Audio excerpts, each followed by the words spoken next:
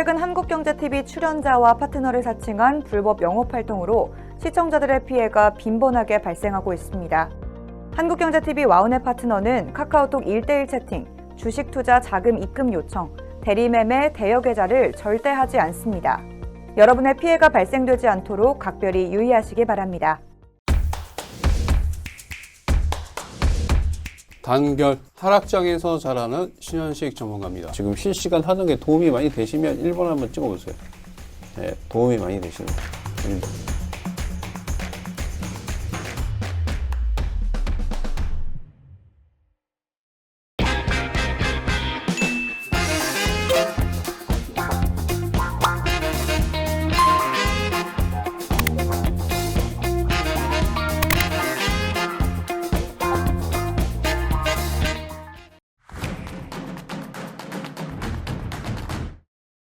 잠깐만요. 3분만 투자하세요. 조기 은퇴를 위해서 어떤 주식을 사야 되는지 오늘 함께 저랑 같이 배워보도록 하겠습니다. 요즘 파이어 조기라고 조기 은퇴를 40대 초중반에 하고 싶어 하는 젊으신 분들이 많이 있습니다. 여러분들이 주식을 비중 20%에서 15% 정도는 자산을 굴려가셔야만 2년 혹은 10년 동안 꾸준한 수익을 낼 수 있는 포트폴리오 구성하셔야 되는데요. 빠른 수익을 내려면 둘 중에 하나를 고르셔야 됩니다. 하나는 수급이 좋은 점점 자라나는 성장주, 그리고 폭락은 잘 없지만 천천히 가는 가치주, 이 두 가지 중에서는 수급이 좋은 성장하는 주식이 훨씬 더 빠른 수익을 나에게 가져다 줄 수 있습니다. 클래식한 주식과 지금 너무 예쁘고 핫한 주식 두 가지가 있습니다. 클래식한 주식이란 두 가지가 있는데, 하나는 여러분의 할머니, 할아버지, 우리 세대까지 망하지 않고 쭉 이어지는 회사들을 클래식한 주식회사라고 볼 수 있겠는데, 삼성전자, SK, LG, 포스코 같은 주식들입니다. 지금부터 훗날 클래식해질 회사는 네이버나 카카오, SK 바이오사이언스 같은 회사가 되겠습니다. 예쁘고 핫한 주식이란 인지도가 있고 들어본 듯한 회사들, 한 시절 테마로 인해서 잠깐 사람들의 입에 오르내리는 회사들이 있습니다. 예를 들면 코로나로 인한 코로나 관련주, 신풍제 이런 애들이 지금은 핫한 주식입니다. 클래식한 주식을 선택해서 가져갈 것인가, 지금 예쁘고 핫한 주식으로 그 주식 종목을 계속 지켜보고 있다가 수익을 내고 나오면서 반복할 것인가를 선택을 하셔야 됩니다.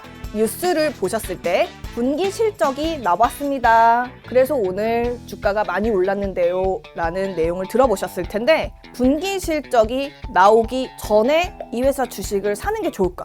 분기 실적을 발표한 후에 사는 게 좋을까? 둘 중에 고민되실 텐데, 정답은 분기 실적 나오기 전에 사서 발표하고 파는 게 제일 좋습니다. 한 달 중에 언제 사는 것이 안전할까? 정답은 매월 첫째 주 미국에서 나오는 선행 지표가 있습니다. ISM 제조업 지표, ISM 비제조업 지표 발표한 후 기관의 리포트나 뉴스나 전략을 잘 살펴보고 들어가시는 것이 안전한 매매가 됩니다. 한 달은 총 4주인데 언제 사면 가장 위험한가? 셋째 주 후반에 사면 차익 실현이 나오기 때문에 사자마자 손실로 가는 분위기를 여러분들을 겪어보실 수가 있습니다. 반대로 생각하면 올 연말까지 좋아질 주식이 확실하다면 저가 매수를 할 수 있는 기회가 되지만, 저가 매수 기회는 1. 차익 실현을 하고 내가 손실을 볼 확률은 9에 해당하니 첫째 주 사서 셋째 주에 같이 팔고 나오고 마지막 주에 다음 달을 준비하고 다시 월 초에 포트폴리오를 구성하시는 게 가장 안전합니다. 3분 투자의 임주환. 안녕하세요. 박윤진 대표입니다. 오늘요, 굉장히 특별한 시간을 좀 마련을 했는데요. 많은 투자자분들이요, 보조지표를 사용을 하시잖아요. 각자 보조지표를 이렇게 사용하시는 데 있어서 본인한테 더 맞는 보조지표가 있다는 걸 여러분들 알고 계십니까? 그러니까 예를 들어 고기를 자를 때도 칼로 써는 사람이 있고, 아니면 칼로 써는 게 더 편안한 사람이 있고, 아니면 가위로 써는 게 더 편안한 사람이 있습니다. 박윤진 대표 같은 경우는요, 솔직히 말씀드리면 저는요, MACD와 MACD 오실레이터가 저한테 가장 맞는 보조지표입니다. 그리고 볼린저 밴드. MACD 오실레이터하고 볼린저 밴드, 이 세 가지가 저한테는 가장 이상적이고 잘 맞는 보조지표거든요. 근데 누군가는 RSI를 사용하시는 분들도 있고, 누군가는 일목균형표를 사용하시는 분도 있고 스토캐스틱을 사용하시는 분도 있고 그런데 어떤 게 더 정답이냐 맞냐 이거는 전혀 중요하지가 않아요. 중요한 건 무엇이냐면요. 여러분들이 그거에 완전 몰입해서 깊숙이 들어가서 마스터가 되는 게 가장 중요한 거예요. 그러니까 솔직히 말씀드리면 박윤진 대표는 MACD와 MACD 오실레이터에 있어서는 저는 완전히 마스터라고 생각할 정도로 저는 깊게 들어가 있습니다. 그러니까 어느 정도로 보냐면요. 월봉의 MACD와 오실레이터, 주봉의 MACD와 오실레이터, 일봉의 MACD와 오실레이터, 분봉의 MACD, 분봉도 어느 분봉을 가져가 놔도 저는 여기에 마스터예요. 딱 보면 알 정도예요. 그 정도로 여러분들이 이 보조지표에 익숙해지시면 굉장히 큰 도움을 받을 수가 있습니다. 그런데 각자 이 잘 맞는, 본인한테 잘 맞고 왠지 눈에 잘 들어오는 보조지표가 다 각자 다르다는 거. 꼭 정답은 없습니다. 저한테는 MACD와 MACD 오실레이터가 가장 잘 맞는다는 말씀을 드립니다. 그렇다면 오늘은요, 제가 MACD와 MACD 오실레이터를 가지고 나올 줄 알았더니, 오히려 여기 앞에 내용 보시면 일목균형표를 가지고 나왔단 말이죠. 자, 일목균형표를 저도 공부를 좀 해보았지만요, 저는 일목균형표가 한 가지, 가장 큰 단점이 뭐냐면요, 전체적인 캔들이요, 정확하게 보이지가 않아요. 이게 일목균형표 구성해 보신 분들 아시지만 캔들이요, 완벽하게 깔끔하게 보이지 않는 거예요. 캔들이 저가, 고가, 하루의 고가, 저가, 윗꼬리, 아랫꼬리가 컬러가 굉장히 다양하게 이게 일목균형표는 들어가 있기 때문에 알록달록하잖아요. 그래서 저는 좀 저하고 맞지 않더라고요. 그런데 그런 제가 일목균형표에서 가장 신뢰하는 지표가 하나가 있어서 여러분들에게 오늘 소개하고자 합니다. 일목균형표 안에서 여러 가지 이제 이 지표가 있는데 그 중에서 저는 후행 스팬이 제가 보니까 가장 저랑 잘 맞았습니다. 그래서 후행 스팬에 대한 어떤 오늘 고수대기라는 제목 타이틀로 여러분들을 오늘은 좀 공부를 좀 해드리려고 해요. 일목균형표의 창시자는요. 여기 이렇게 일본 딱 한눈에 보기에도 일본 사람이라는 느낌이 드시죠. 1935년 일본의 일목산인이라는 이게 이름은 아니고요. 일목산인이라는 것이 본인의 이름은 아니고요. 필명이에요. 예명같이 사용하는 필명을 사용하는 이 사람 본명은 호소다 고이치라는 사람인데요. 이 사람에 의해서 만들어졌어요. 그래서 결국에는 이제 이 필명에 따라서 일목균형표라고 명칭을 합니다. 근데 되게 특이한 게요. 이분도 굉장히 비밀에 쌓여있는 베일에 쌓여있는 인물이었나 봐요. 왜냐하면 이 일목균형표를 만들어 놓고요. 본인만 알고 있지 누구한테 절대로 이거를 어떻게 사용하는지 이게 어떤 원리로 만들어졌는지 절대 이야기를 하지 않았던 거예요. 굉장히 비밀스럽게 이 지표를 설정하고 만들고 유지를 했습니다. 그래서 어느 정도였냐면 정말 본인이 세상을 떠나기 직전에 가장 친한 친구 3명한테만 이거를 정말 밝혔다고 해요. 이 내용에 대해서 밝혔는데 밝히고 나서도 거기 단서가 있어요. 밝혔지만 10년간 누구에게도 발설하지 말아라라고 했다고 하는 거예요. 대단하죠. 그러니까 굉장히 비밀스럽고 그렇게 했는데 이제 일목균형표라는 거를 만들어는 놨는데 사실 어떻게 정확하게 활용하는 것에 대해서는 그래서 사실 지금 굉장히 오랜 시간이 지났는데도 사실 정답이 없다고 합니다. 일목균형표는요. 만들어져는 있고 나와는 있는데 그거를 제대로 사용하는 것에 대해서는 그래서 이 사람이 돌아가시고 나서 정확하게 딱 밝히고 돌아가신 건 아니고 그 3분한테 남겼는데 그 3분도 뭐 완벽하게 전한 게 아닌 것 같아서 각자 사용하는 사람에 따라서 이게 굉장히 다르다고 해요. 많은 주식 고수들이요. 진짜 일목균형표를 가지고 많은 공부를 했다고 합니다. 그러니까 이걸 가지고 매매할 수 정말 최고의 매매를 이끌어내기 위해서 각자 공부를 했다고 보시면 되는데 그래서 사용하는 법도 매매하는 사람마다 다 다르다고 생각하시면 됩니다. 자, 차가운 바위라도 그 위에 3년간 앉아있으면 따뜻해진다는 말이 있다. 이분이 한 얘기예요. 어려움을 참고 견디면 반드시 성공할 수 있다는 뜻이다.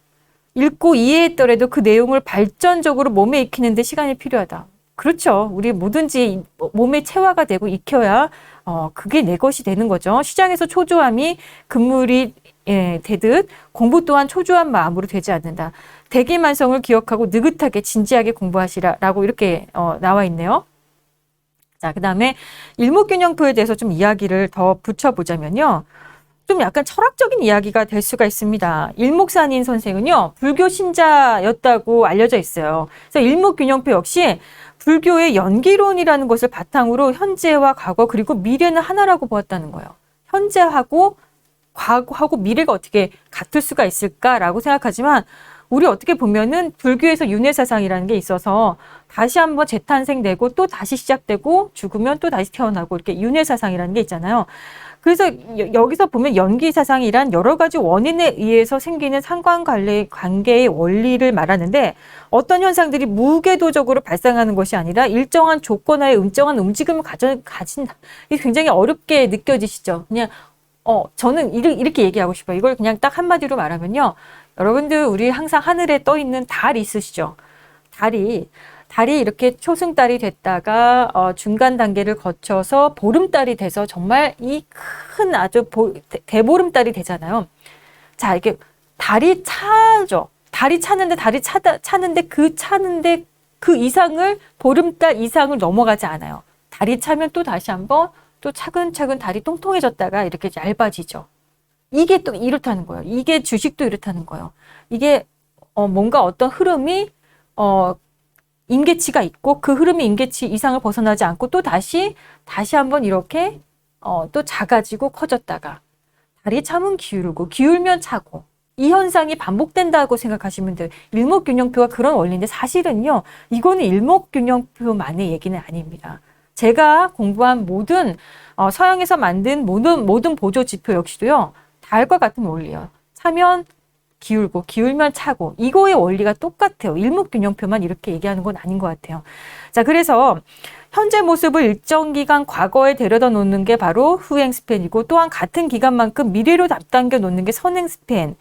과거와 현재 그리고 미래를 하나로 볼 수 있다면 이제 결국엔 현재 위치에서 미래에 대한 예측을 가능하다라고 생각한 거라는 거죠. 그러니까 이런 거예요. 방금 제가 달에 대한 이야기를 했죠. 달이 너무 똥똥해요. 조금 있으면 달이 좀 기울겠구나, 이제 달이 너무 똥똥해졌구나. 그러면 시장에 예를 들어 주가가 너무 급상승해서 이제 팽창했으니까, 이제 여기서 고점이 나오겠구나. 우리 달을 보면 고점을 예상할 수 있죠. 그럼 달이 이렇게 쪼그라들어서 아주 얇은 초승달이 되면, 너무너무 얇아졌구나. 주가도 너무너무 하락했구나. 여기서부터 저점이 나와서 다시 또 똥똥해지겠구나. 이 원리라는 거예요. 너무 어렵게 생각할 필요는 없는 것 같아요. 그래서, 이것들을 보면은 나름의 현명한 투자자라고 하는 찰스 다우 아시죠? 다우의 이론에서 밝혔듯이 유용한 지표들이 이제 몇 가지가 있는데 엘리어트 파동 이론 있죠. 이나 일모산인 선생 그들의 기술적 분석 패턴은 결과적으로는요. 어떻게 보면 비슷비슷해요. 그거를 표현해 놓은 어떤 딱 결과 방법, 그림이 좀 다를 뿐이지 어떻게 보면 굉장히 비슷하다라고 얘기할 수 있어요. 그래서 일목균형표는요. 사케다 옥법이라든지 또는 엘리어트 파동이라든지 또는 MACD 오실레이터 등의 지표들을 포괄적으로 녹여냈다고 하면서 좋았다라는 이제 이야기가 있습니다. 많은 분들이 일목균형표 굉장히 좋아해요. 근데 저는 일목균형표를요, 매매에 크게 활용하지 않고 딱 한 가지, 후행 스팬만 사용합니다. 일단 일목균형표에 대한 거 후행 스팬만 얘기할 건데요. 그래도 여러분들에게 조금은 이야기를 좀 해드려야 되는 것이 아닌가 싶어서요. 일목균형표에는요. 후행 스팬이 있고 제가 오늘 후행 스팬에 대해서 여러분들 공부한다고 했습니다. 전환선이 있고요. 선행 스팬이 1이 있고 선행 스팬 2가 있고요. 또 나름의 구름, 음운이 있고 양운, 구름대가 있습니다. 기준선이라는 게 또 당연히 있고요. 전환선은요. 최근 9일간의 최고 가격과 최저 가격을 더해서 2등분한 거. 전환선이라고 해요. 그냥 여러분들 요거 중요하지 않아요. 전 후행 스판만 오늘 여러분들한테 강조할 거기 때문에 그냥 스쳐 들으세요. 일목균형표를 얘기하면서 이게 얘기를 아예 안 하면 죄송스러울 것 같아서 하는 겁니다. 기준선은요. 최근 26일간의 최고 가격과 최저 가격을 더해서 2등분한 거. 자, 그리고 선행 스팬은요. 당일 기준선에서 당일 전환시 가격을 2등분한 거. 선행 스팬 2는 최근 50일간의 최고 가격과 최저 가격을 더해서 2등분한 거. 그러니까 지금 후행 스팬, 여기 마지막에 후행 스팬 있죠. 요거 빼놓고 나머지 위에 4가지는요. 뭔지 몰라도 대강 어떤 숫자들을 최고 고점, 저점을 해가지고 2등분한 어떤 평균값이라는 거 여러분들 이해 가시죠? 중간값이요, 평균값. 그런데 후행 스팬 혼자서 뭔지 몰라도 그냥 중간값이 아니에요. 후행 스팬이라는 건 뭐냐면요. 일단 여러분들 지금 알아두세요. 종가를 기준으로 합니다. 주식하시는 여러분들은 종가가 뭔지 아시죠? 당일 마감된 가격을 종가라고 하잖아요. 종가는 중간값이 아니에요.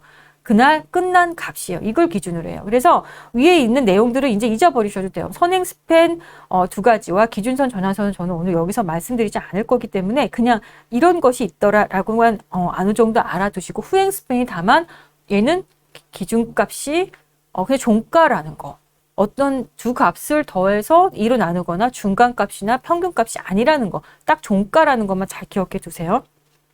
네, 그러면 박윤진 대표가 아까 전에 여러분들에게 그랬습니다. 저는 MACD와 MACD 오실레이터의 굉장히 마스터인 사람이다라고 자신 있게 이야기한다고 했잖아요. 자, 일목균형표와 MACD를요 놓고 이렇게 딱 두 가지를요 놓고 여러분들 HTS에서 들어가면요, 왼쪽은요 일목균형표를 세팅하는 이 세팅해주는 이거 내용이고요. 오른쪽은요, 이 목록은 MACD를 세팅해주는 목록이에요. 이거는 HTS에서 이거를 세팅하려고 하면은 여러분들이 다 누구나 보게 되는 얘기인데, 이거 좀 복잡해 보이는데 하나도 복잡할 거 없고요. 여기서 중요한 게 값이에요. 기준선 기간이 왼쪽은 일목균형표요. 26이라는 숫자를 썼죠. 그리고 전환선 기간은 9라는 숫자를 썼고요. 선행 기간이 또 26이라는 1인, 선행 기간 1은 26, 선행 기간 2는 52라는 숫자를 썼어요. 그러니까 딱 느낌의 숫자만 기억해 보세요. 26이라는 숫자를 쓰고 9라는 숫자를 썼단 말이에요. 26일간의 어떤 기간을 얘기하는 거예요. 9는 9일간의 어떤 기간을 얘기하는 거예요. 자, 일목균형표가 26일이라는 숫자를 사용을 하고요. 또 9일이라는 숫자를 또 사용했고요. 또 52라는 숫자를 사용했다면 MACD를 보세요. MACD도 뭔지 모르지만 설정을 보면 26이라는 숫자가 보이십니까? 또 여기서도 시그널이 9라는 숫자가 보이십니까? 그리고 단기 이동 평균 기간이 10이라는 숫자예요. 그렇다면 왼쪽은 일목균형표고 오른쪽은 MACD인데 두 개가 오버랩이 되는 숫자가 26이라는 숫자와 9라는 숫자죠. 그렇다면 얘네들은 제가 아까도 앞서 말씀드렸지만 어떤 지표가 꼭 특별할 것이 아니라요. 어떻게 보면 굉장히 비슷한 원리로 만들어졌다라고 보면 됩니다. 다만 여기서는 52라는 숫자를 하나 더 지표에 넣어져 있는 거고요. 그리고 MACD에는 12라는 숫자가 하나 더 있다는 것 뿐이에요. 그러나 공통적으로 26이라는 도대체 한 달도 아니고 26일이라는 것은 무엇일까? 또 9일이라는 이런 숫자를 썼다는 것은 동양에서 바라보는 어떤 자연적인 이치를 바라보는 현상, 그리고 서양에서 바라보는 어떤 자연적인 이치를 바라보는 현상은요 거의 동일하다라는 생각을 우리가 하게 됩니다. 비슷할 것 같다는 생각이죠. 자, 그래서 결론은 MACD나 일목균형표나 어떻게 보면 굉장히 비슷할 수도 있어요. 그런데 그것을 표현에는 어떻게 포장해 놨는지 여기에 따라 좀 다르다라는 거죠. 네, 여러분들 MACD건 뭐 RSI건 스토캐스틱이건 일목균형표건 우리 왜 이렇게 보조지표를 열심히 보고 보조지표로 공부를 많이 하려고 합니까? 여러분들 왜 이걸 자꾸 열심히 봅니까? 우리 주식 좀 잘하려고 하는 거죠. 주식을 잘한다는 거는 우리가 매매해서 수익을 본다는 거. 수익을 본다는 건 뭐예요? 진짜 완벽하게 신처럼요. 주가의 고점, 저점, 고점, 저점을 알 수 있다면 이 완벽한 매매가 되겠죠. 이 주식의 저점을 알고 이 주식의 고점을 완벽하게 안다면 우리는요. 항상 승리하는 게임을 할 수밖에 없겠죠. 다들 모든 이 시장의 투자자들은요. 그것이 꼭 보조지표가 아니더라도 예를 들어 펀더멘털적인 어떤 그런 관점에서 바라보더라도 저점에서 매수해서 고점에 매도하기를 원합니다.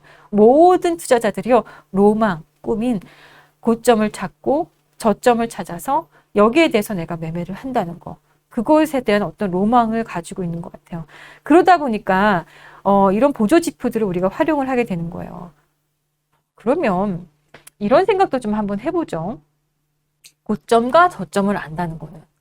그러면 그 사이에 변곡이라는 게 생기겠구나. 다리 아까 차면은 그 다음부터 너무 찼으니까 이제 기울죠. 이상하게 다리 그 이상 더 커지지 않잖아요. 주가도 마찬가지거든요. 그러니까 여기가 최고점에서 다시 한번 다리 슬림해지는 이 구간, 여기가 변곡일 거고, 달이 아주 얇아져서 초승달인데 조금씩 차갈 때 여기가 바로 또 이쪽에선 변곡이고 이쪽에선 변곡이죠. 이 변곡점 찾기 게임이 아닌가, 결국에는. 변곡점을 찾아서 마치 파랑새를 찾아서처럼 여러분들은 변곡점 찾는 그런 여행을 떠나는 것이 바로 이 주식시장의 어떻게 보면은 미션이 아닐까, 이런 생각을 좀 해보면서요. 자, 그렇다면 저점과 고점을 연결하고 저점을 저점끼리 연결하고 고점을 고점끼리 연결하면 추세라는 게 만들어질 겁니다. 주식에 대한 트렌드, 추세를 안다면 상승 추세의 타락. 당연히 상승 추세인 종목을 골라야 여러분들이 매매하는 데 있어서 크게 도움 받겠죠. 하락 추세에 있는 종목을 매수할 필요는 없고 상승 추세에 있는 종목을 여러분들 알려고 할 텐데, 만약에 하락하던 종목이 이 상승으로 되돌릴 때 여기가 바로 변곡이라고 우리가 말씀드릴 수가 있잖아요. 이 변곡 찾기 게임. 또 상승하던 주가가 여기서 고점에서 매도 못하면 쭉 미끄러질 수 있으니까 다리 차면 기우는 것처럼 여기가 또 고점이 여기가 변곡이 되잖아요. 그러니까 결국에는 추세와 변곡점을 알 수 있다면 우리가 매매하는데요.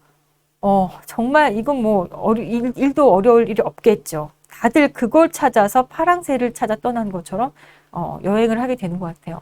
그래서 추세와 변곡점이라는 거, 일목균형표상에서 보자면 상승 추세는 후행 스팬이 제일 위에 가 있고, 그 다음에 주가가 그의 밑에 위치했고, 그 다음에 구름대가 그 밑에 위치해 있는 게 바로 상승 추세라고 얘기를 하거든요. 자, 그 다음에 하락 추세를 보겠습니다. 후행 스팬, 오늘 제가 여러분들에게 계속 이야기할 게 바로 후행 스팬이라고 얘기했는데, 후행 스팬이 가장 아래에 있다. 이제 기억하셔야 될 것은 후행 스팬이 가장 아래에 있을 때는요, 어쨌든 주가가 굉장히 지지부진하구나, 굉장히 하락 구간이구나, 지금 굉장히 어렵구나라는 것을 알 수가 있겠죠. 주가보다 후행 스팬이 밑에 있는 구간은 하락 추세. 우리 구름대 기준선 이야기를 하진 않을 거지만 어쨌든 이렇게 됩니다. 그렇다면 중간에 뭐 횡보하는 때도 있을 겁니다. 꼭 트렌드가 상승 아니면 하락이 아니라 옆으로 이렇게 눕는 기간도 있으니까 그럼 횡보라고 할 거 아닙니까? 그래서 후행 스팬은 뭐 주가와 구름대가 뭐 나란히 놓여 있을 수도 있고 커질 수도 있고 하다는 거를 여러분들에게 말씀드리면서, 추세와 변곡점, 후행 스팬이 어떻다고요? 주가보다 후행 스팬이 위에 있으면은 지금 이 종목은 상승 추세구나 라는 걸 알 수가 있겠고요. 자, 후행 스팬이라는 것이 주가보다 아래에 있으면 지금 이 주가 굉장히 밀려 있고 굉장히 어렵구나라는 걸 우리가 알 수가 있다는 거예요. 자, 근데 한 가지 제가 그렇다면 일목균형표를 좀 정리하는 데 있어서요, 일본의 일목산이라는 사람이 소개된 보조지표라고 했죠. 그런데 활용법은 이 사람이 정확하게 명확하게 명시하지 않고 이기적이에요. 좀 명시해놓고 좀 후세에 좀 남기고 가지, 그냥 갔다는 거. 본인이 정말 절친하게 지냈던 친구 3분한테만 공개를 했다는 거예요. 가격이라는 거는요, 주식은 살아있는 생물이에요. 가격이 끊임없이 변경이 됩니다. 가격이라는 건 끊임없이 변동이 돼요. 하루에도 가만히 있질 않아요. 물론 하루 종일 제자리에 가만히 있는 주가도 거의 있지만 그런 주가는 거의 드물고요. 살아있는 생명체처럼 주가는요, 매일 움직여요. 하루에 시작가를 만들고 중간값을 만들고 윗꼬리 만들었다가 아랫꼬리 만들었다가 종가를 만들었다가 주가는 계속 출렁출렁해요. 거기에 이제 그 안에서 추세는 어떻게 되는 것인지, 상승 추세에서 왔다 갔다 하는 건지, 하락 추세에 있는데 주가가 왔다 갔다 하는 건지 되게 중요할 거고요. 이것은 이제 이 일목균형표가 동양 철학적인 개념을 좀 도입했다, 시간적인 개념을 도입했다라고는 하는데, 여기만 저는 일목균형표에만 그런 시간적인 개념이 도입됐다고 생각은 안 하고요. 모든 보조지표가 다 그렇게 만들어졌다고 생각하면 된다고 했습니다. 달을 생각하라고 했죠? 달이 다를 거 생각하세요.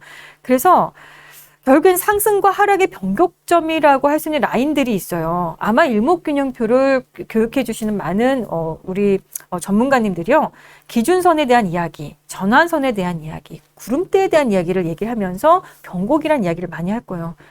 어떤 것도 변곡점이 될 수가 있거든요. 변곡이 다만 아주 작은 부분에서 변곡인지 아주 엄청 큰 구간에서 변곡인지, 아주 작은 이렇게 큰 구간에서도요, 작은 변곡도 있을 수가 있으니까 기준선, 전환선, 구름대, 이것들을 보면서 변곡점이라고 할 수 있는 라인들이 있는데, 이 변곡점들이 보다 더 중요한 거군요.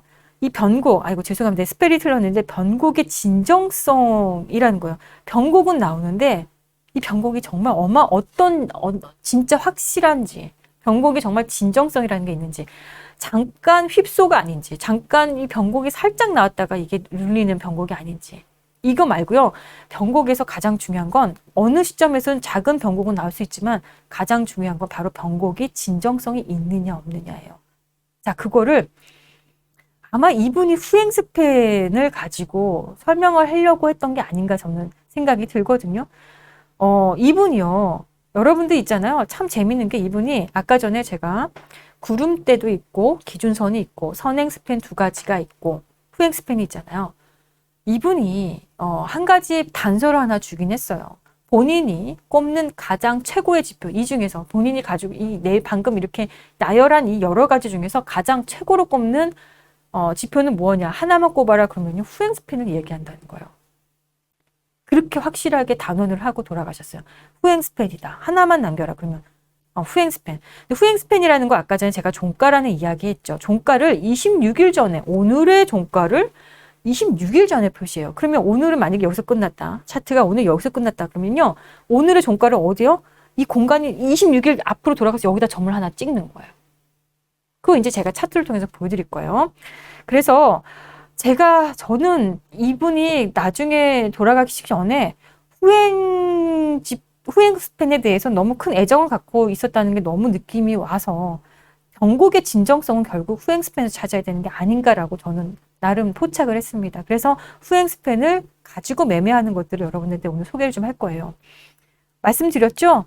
일목균형표에서 전환선, 기준선, 선행 스팬, 후행 스팬, 선행 스팬 1, 2가 있는데 제일 아끼는 게 본인이 최고의 지표다 그러면 후행 스팬이라는 거예요. 26일 전 가격? 26일 전 가격이 아니라요. 이거 좀 이렇게 표현을 해서 좀 그런데 오늘의 종가를 26일 전 찍어서 26일 전에 점을 하나 찍는 거야. 오늘 종가를 26일 주가에다 점을 찍어서 그 점이요. 26일 전 가격하고 비교해서 높이 있냐 낮게 있냐. 이걸 한번 비교해보는 게임이에요. 그러면 지금부터는요. 후행 스팬에 대해서 한번 이야기를 한번 해볼게요. 여러분들 지금 제가요. 이 차트를 보면 되게 간단하죠. 이거 후행 스팬만 갖다 놨거든요. 여러분들이 흔히 생각하는 알록달록한 일목균형표가 아니에요. 이거는 후행 스팬, 이 까만 선은요. 여러분들 여기 이 캔들은 아시죠?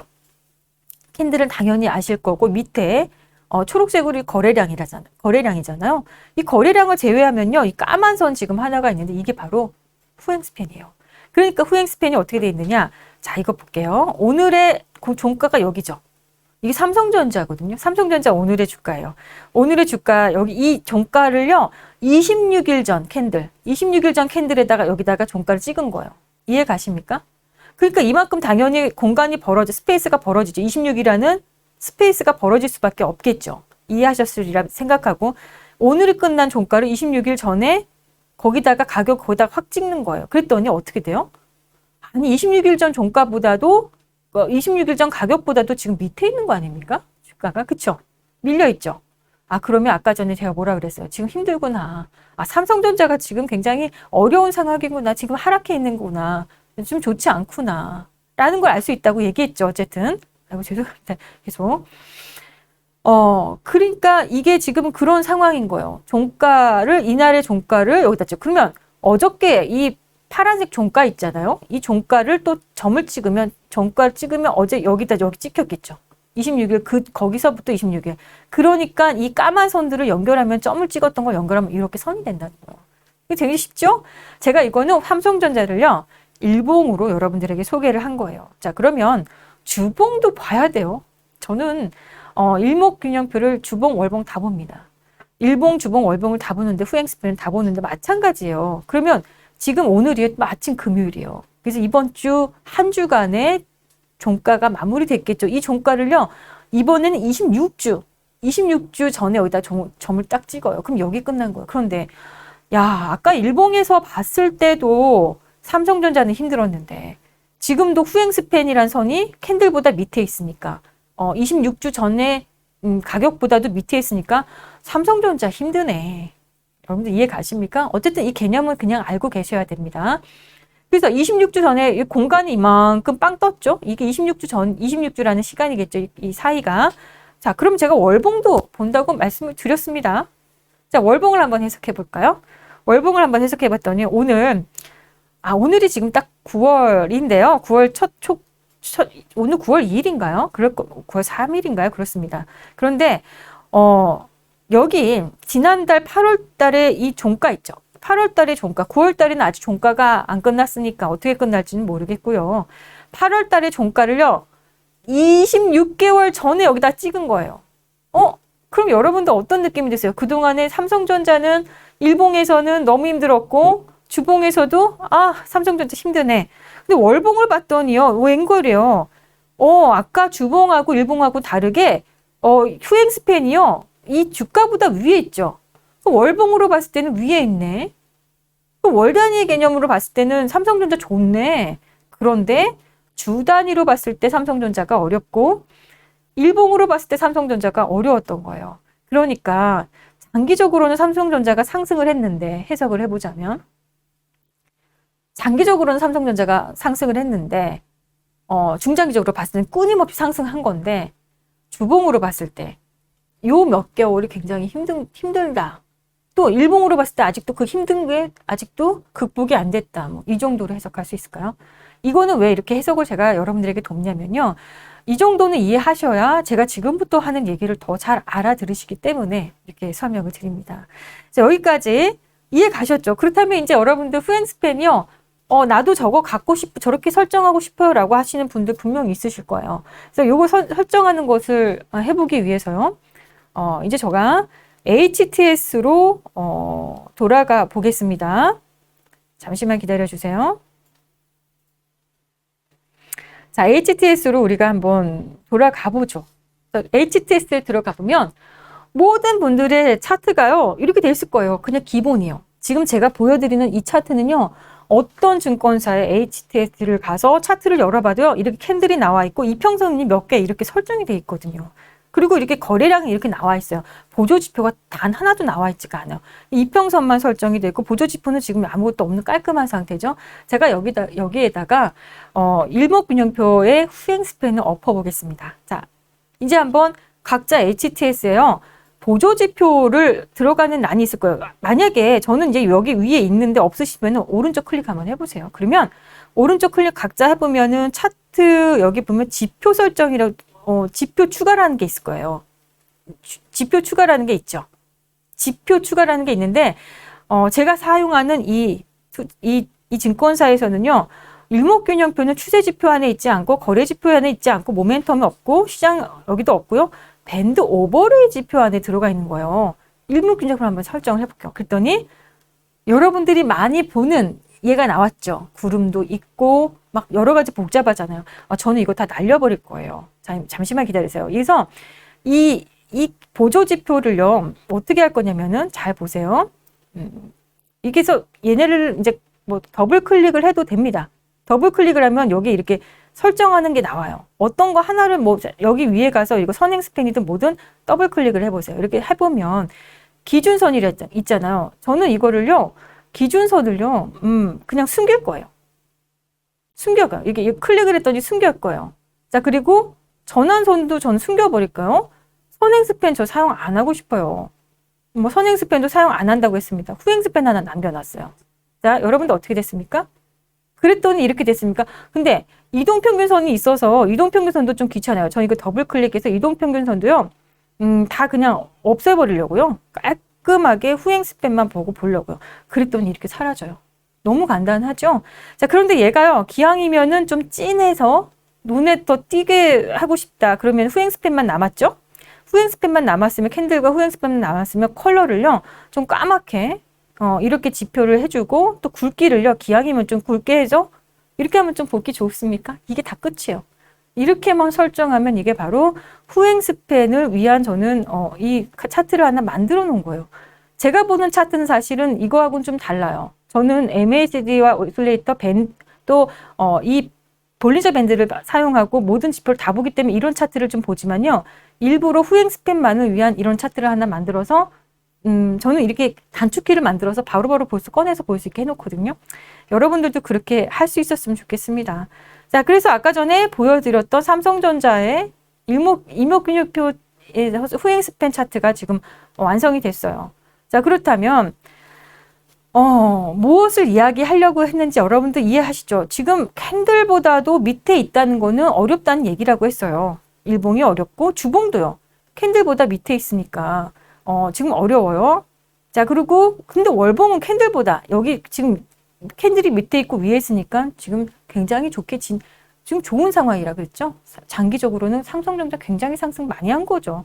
게다가 이렇게 공간이 많이 이렇게 벌어졌는데요. 굉장히 많이 상승한 거죠. 자, 그럼 일봉으로 돌아가서요. 제가 지금부터 무슨 얘기를 하려고 하는지 여러분 잘 보세요. 변곡이라는 것은 어떤 이렇게 중간에 뭔가 변화가 있다는 거잖아요. 여러분들 잘 보세요. 뾰족한 후행 스팬은 이렇게 후행 스팬만 보세요. 보다 보면은요, 희한하게 위로든 아래든 뾰족한 부분이 있거든요. 여기 뾰족한 부분 한번 보세요. 뾰족한 부분 보이시죠? 아주 뾰족하죠. 여기서도 이게 뾰족하죠. 이게 위로 이렇게 뾰족하든 아니면 아래로 뾰족하든 이 뾰족한 부분을 여러분들 여기에 좀 착안을 해보세요. 자, 이걸 왜 필요하냐면요. 제가 이제 앞으로 희한한 걸 보여드리려고 합니다. 저는 여기가 이분이 가장 아끼는 지표가 후행 스팬이라고 아까 일목산이라는 분이 얘기를 했고 이 부분 여기에 대한 이런 좀 답을 좀 한번 찾고 싶다라는 생각이 들었어요. 그래서 잘 보면요, 삼성전자 지금 오늘이요 주가가 어떻게 끝났냐면요, 잘 보면 오늘 종가가요 오늘 2021년 9월 3일이에요. 종가가 76,000원으로 끝났습니다. 76,000원. 얼마 전까지만 해도 8만 원대 있었던 삼성전자고 올해 초만 해도 9만 원대까지 올라갔던 삼성전자인데요. 자, 삼성전자가요. 삼성전자뿐만이 아니라 일목균형표 안에 후행 스팬에서요. 후행 스팬이 캔들보다 밑에 있는 구간 있죠. 이렇게 어려운 구간에서는요. 여기 한번 그 뾰족한 구간을요. 저는 이렇게 해서 선을 하나 이렇게 그어봐요. 그럼 거기에 해당되는 캔들이 있습니까? 7월 15일이죠. 7월 15일이라는 거는 결국에는 오늘 7월 15일이라는 거는 이때 기준으로 봤을 땐 어느 날의 종가였을 거예요. 이게 어느 날의 종가죠. 26일 여기 어딘가에 종가가 여기 찍히는 거잖아요. 거기에 대한 가장 뾰족한 지점의 캔들을 골라보세요. 그럼 그 캔들이 어떻게 생겼어요? 제가 캔들을 좀 키워볼게요. 이날이죠. 얘가 가장 뾰족해요. 가장 값이 가장 밑에 있으면서 가장 뾰족한 날의 캔들이 해당되는 이 캔들을 한번 보세요. 이 캔들 보이죠? 자, 이거는 진짜 박윤진만의 빅인데 여러분들도 오늘 이렇게 풀어놓는 거예요. 그 캔들이요, 저점과 고점을 한번 이렇게 해서 옆으로 한번 선을 그어보세요.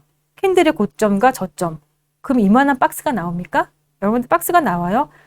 다시 한번요. 여기 해당되는 이 캔들을 저점과 고점을요, 제가 이렇게 봤더니 이만큼 공간이 뭐가 이게 나와요. 이게 과연 뭘까?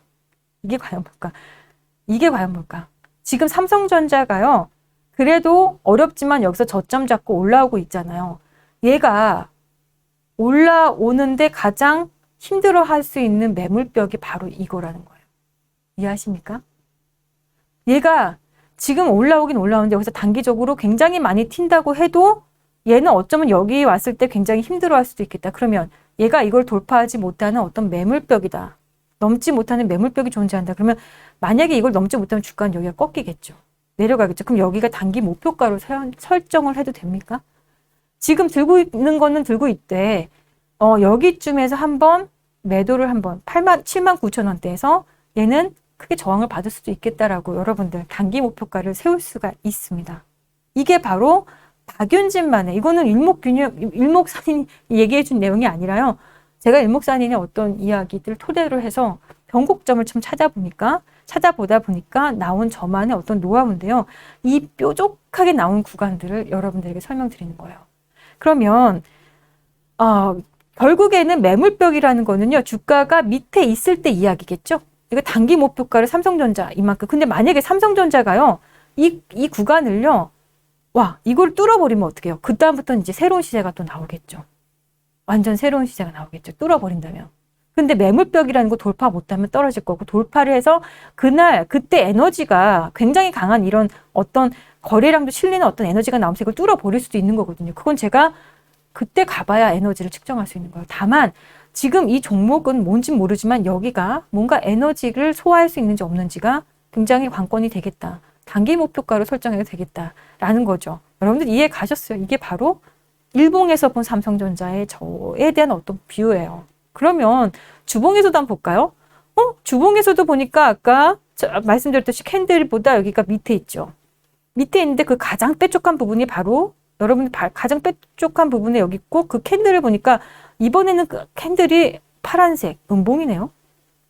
그 음봉을 이렇게 저점 고점을 연결해 봤더니요, 주봉에서도 여기가 매물벽인 거예요. 그러면 얘가 올라오다가 보면 여기서 잘하면 꺾이고, 아까 일봉상에서의 그 지점하고도 비슷해요. 아까 일봉에서 제가 그려놨던 그 지점하고도요, 별로 그렇게 크게 다르지 않다는 거예요.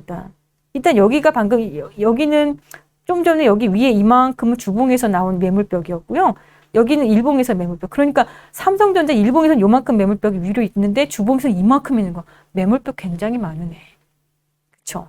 그래서 단번에 10만 원 가기는 참 어렵겠다라고 우리가 주가를 좀 해석할 수 있을 겁니다. 이걸 보면서 여러분들 이렇게 해석을 하시면 돼요. 그러나 주가라는 건 그때 그 에너지에 뭔가 어마어마한 시장의 에너지들이 여기 막 쏠려서 들어와서 이 매물벽을 돌파해버리고 또 매물벽은 뚫어야 제맛 아닙니까? 호랑이를 잡으려면 호랑이 굴에 들어가야 되듯이 매물벽을 잡으려면 매물벽을 두려워할 필요는 없어요. 매물벽을 뚫어버리면 그만이에요. 그렇지만 뚫기 위해서 어마어마한 에너지가 필요하겠다. 에너지라는 건 결국 돈이에요. 수급.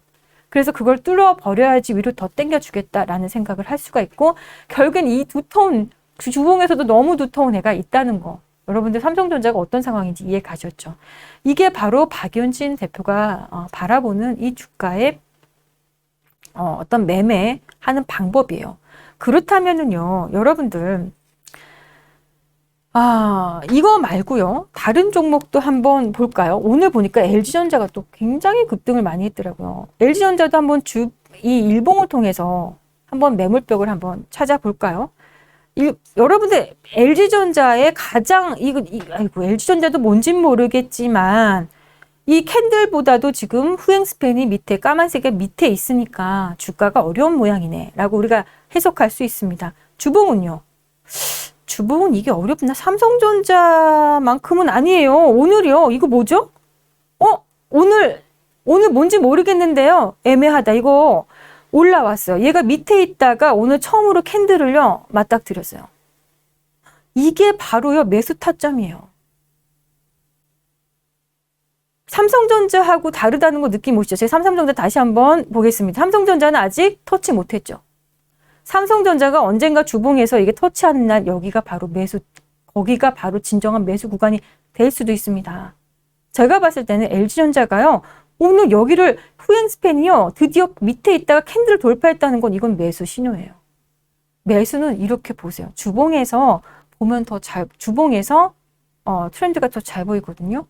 그래서 이렇게 해서 오늘 뭔진 모르지만 LG전자는 좀 달랐습니다. 삼성전자와 좀 다르고, LG전자의 월봉도 삼성전자처럼 그러네요. 삼성전자처럼 위에 있으니까 큰 트렌드에서, 큰 틀에서는 LG전자도 굉장히 상승을 많이 했구나. 그동안 시세가 굉장히 좋았구나.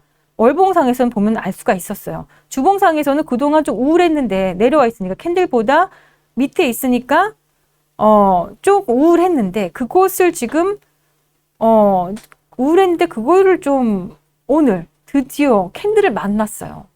캔들을 만났다. 이건 너무 중요한 포인트예요. 자, 그 다음에 월봉에서 그렇다. 그러면 일봉에서 봤을 때요, 그래요. 오늘이 그러면 주봉에서 봤을 때는 오늘 매수 포인트예요. 맞네. 그럼 여기서부터는 이제 상승하는 걸까?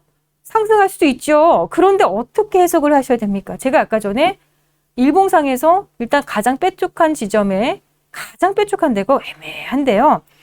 여기가 있고 여기가 있는데 여기가 더 낮아요. 그래서 거기에 대한 어떤 거기 자리를 한번 이렇게 볼게요. 그 캔들을 한번 찾아보자고요. 그 캔들을 보니까 여기 빨간색 양봉 캔들이에요. 이나 캔들을 다시 한번 고점 저점 연결했더니 LG전자 여기서 올라는 갈 수도 있겠다. 주봉을 보니까 아까 매수해도 되는데 일봉을 보니까 이거를 뚫어야겠네. 이것만 뚫으면 완전히 새로운 시세로 나아갈 수 있을까요? 그래도 삼성전자는 주봉도 위에 가득했는데 이제는 LG전자는 주봉이 매물벽이 없는 상태예요. 그러면 여기 16만 5천 원대 여기 16만 원에서 16만 5천 원대 여기만 매물벽 뚫어내면요. 이거는 신고가 가게 생겼어요. 이렇게 해석하는 게 바로 박윤진의 후행 스팬을 해석하는 저만의 노하우입니다. 그래서 여러분들이요. 이렇게 이거를 만약에 16만 원대 근데 갔는데 LG전자가 에너지가 강하지 못하면 꺾일 수도 있겠죠. 여기를 단기 목표가로 설정해도 되고 단기 목표가를 봤는데 그때 가서 에너지를 측정했는데 너무 에너지가 강해. 뚫겠죠. 왜? 주봉하고 그러면 월봉에서는 이제 매물이 없는 거예요. 올라갈 수밖에 없잖아요. 이렇게 해석하는 게 바로 여러분들 이 일목균형표의 후행 스팬을 가지고 매매하는 새로운 방법입니다. 자, 그렇다면 또 한 가지 해석을 또 하죠. 오늘 기아도 한번 여러분들 기아라는 종목도 많은 분들이 물려 계시고 기아도 언제 가요? 힘들어요. 이렇게 많이 설명하시거든요. 그래서 기아도 한번 볼게요. 월봉 먼저 보겠습니다. 뭔지 몰라도 기아도 캔들 월봉에서 봤을 때는 이 까만색이 이 효행 스팬이 훨씬 캔들보다 위에 있으니까 굉장히 급등을 했어요.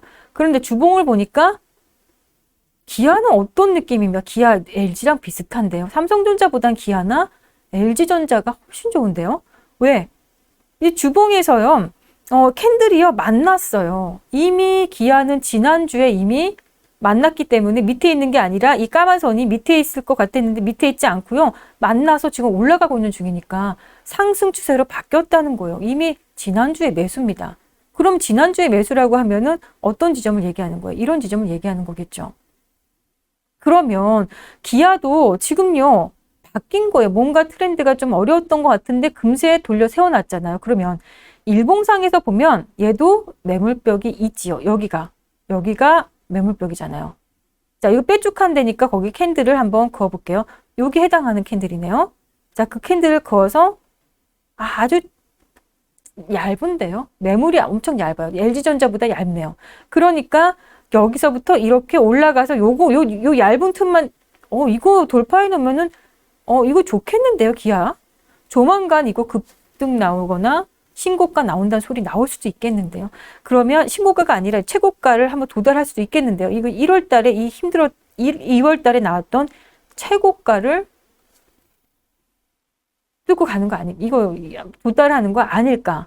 라는 생각을 우리가 해볼 수가 있습니다. 근데 여러분들도 어쩐 이해 가십니까?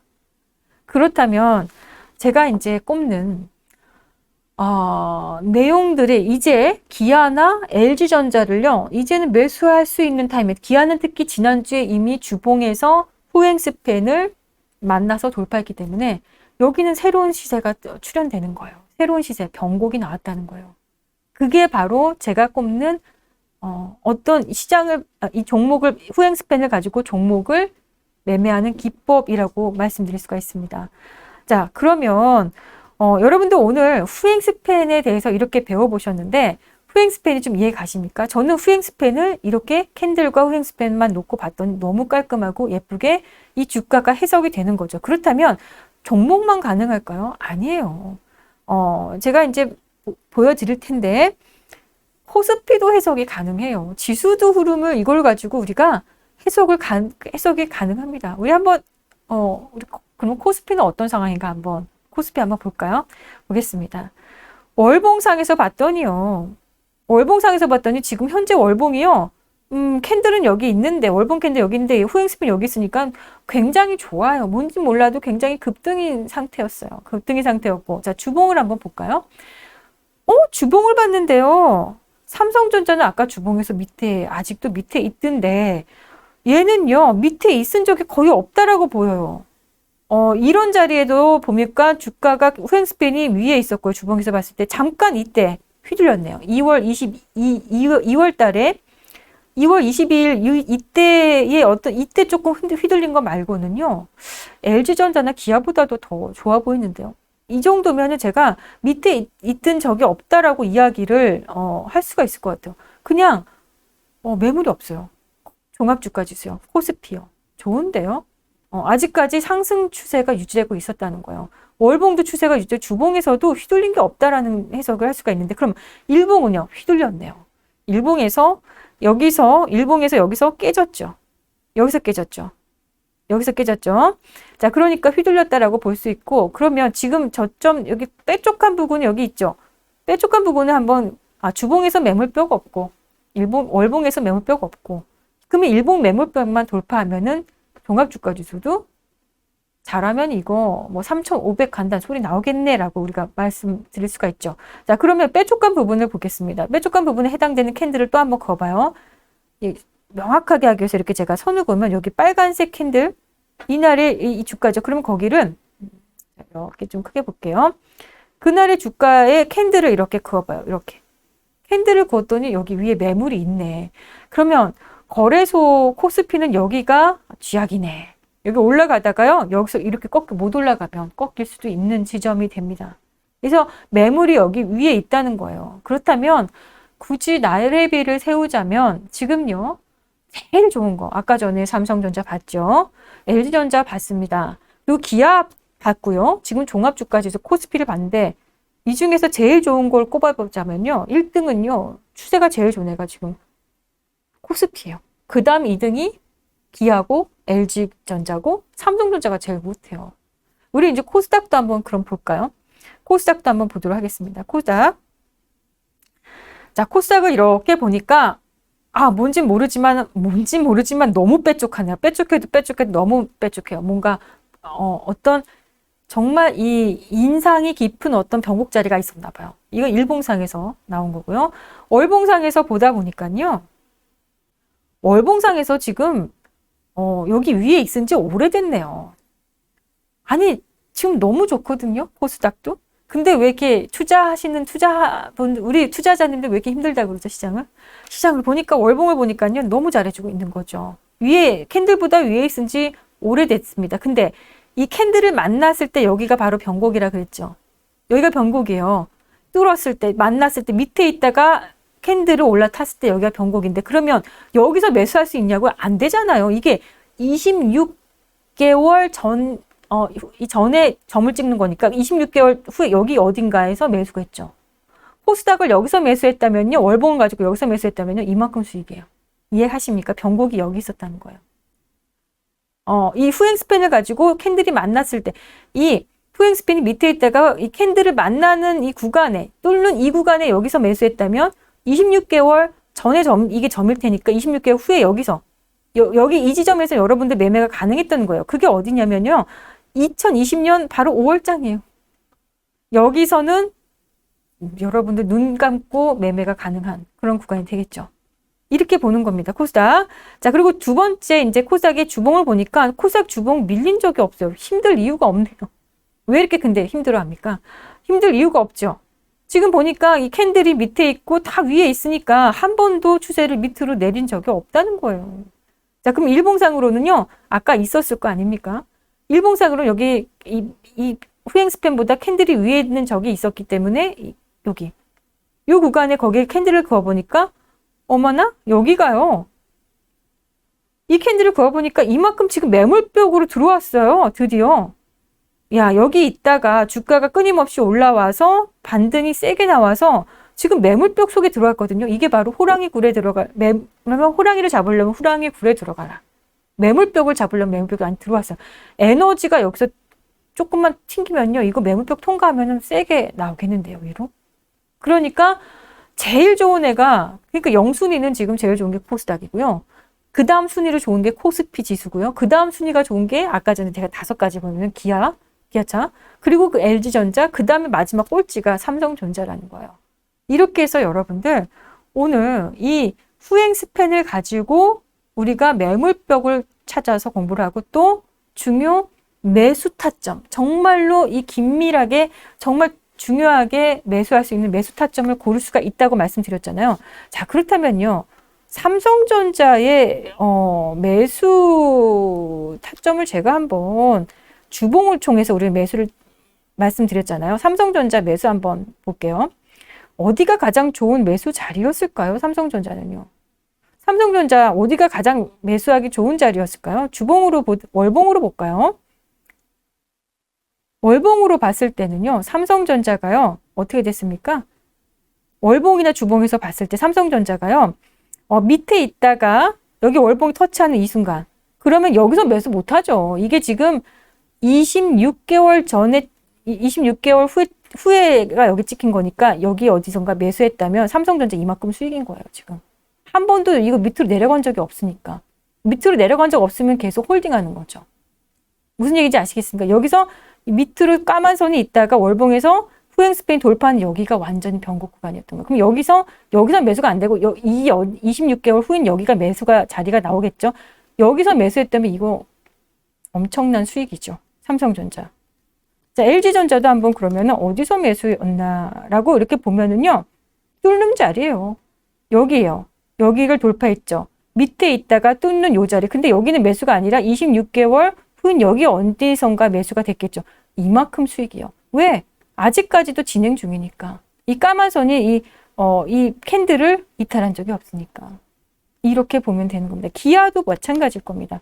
기아도 월봉으로 제가 이렇게 봤을 때 터치를 언제 했습니까? 여기 했잖아요. 밑에 있다가 돌파하는 이 자리에서 매수를 했다면 여기 어디 되겠죠? 26개월 후니까. 이렇게 해서 했던 수익금이 어마어마하죠. 시장에서 여러분들 이런 종목을 잘 한번 찾아보셨으면 좋겠습니다. 찾을 수 있으시겠죠? 너무너무 간단하고 쉽게 여러분들에게 일목균형표에서 후행 스팬을 가지고 변곡점을 찾아서 어마어마한 큰 시세를 내는 방법에 대해서 알려드린 겁니다. 이 정도면 여러분들은요, 후행 스팬에 대해서 보수가 돼 있지 않을까 이렇게 설명드리면서 오늘 이 시간, 이 강의 마무리하도록 하겠습니다. 감사합니다.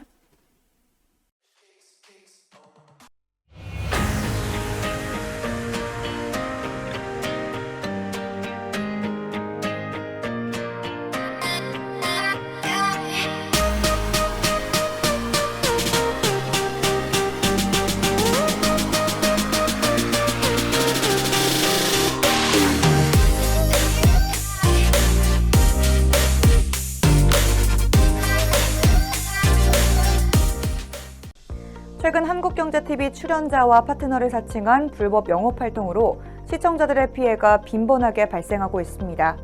한국경제TV 와우넷 파트너는 카카오톡 1:1 채팅, 주식 투자 자금 입금 요청, 대리매매 대여 계좌를 절대 하지 않습니다. 여러분의 피해가 발생되지 않도록 각별히 유의하시기 바랍니다.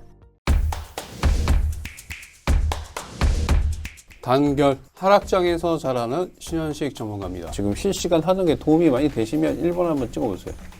네, 도움이 많이 되십니다. 1번.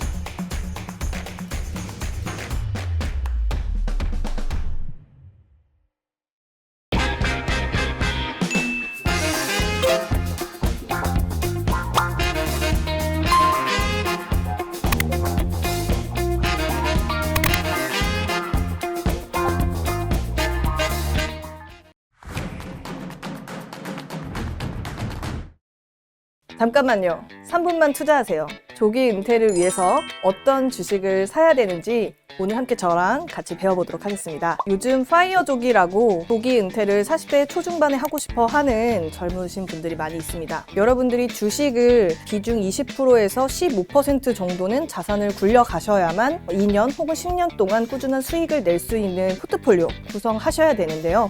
빠른 수익을 내려면 둘 중에 하나를 고르셔야 됩니다. 하나는 수급이 좋은 점점 자라나는 성장주, 그리고 폭락은 잘 없지만 천천히 가는 가치주, 이 두 가지 중에서는 수급이 좋은 성장하는 주식이 훨씬 더 빠른 수익을 나에게 가져다 줄 수 있습니다. 클래식한 주식과 지금 너무 예쁘고 핫한 주식 두 가지가 있습니다.